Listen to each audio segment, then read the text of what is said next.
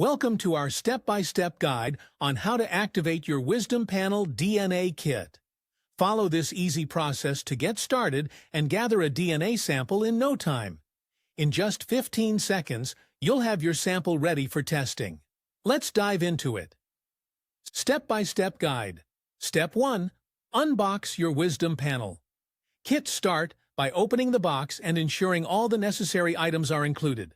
Swab activation code, instructions. Step 2. Register your kit online.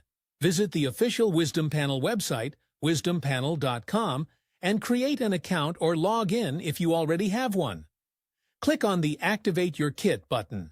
Enter the unique activation code that is provided in your kit. Step 3. Prepare the swab. Once your account is set up, take out the swab included in your kit. Make sure to have clean hands and avoid touching the tip of the swab. Step 4. Swab for DNA sample. Gently rub the swab inside your pet's cheek for about 15 seconds. Ensure the swab makes good contact with the inside of their mouth for an optimal sample. Be gentle but firm while swabbing. Step 5. Dry the swab. Once you've finished collecting the sample, place the swab in the holder and allow it to dry for a few minutes.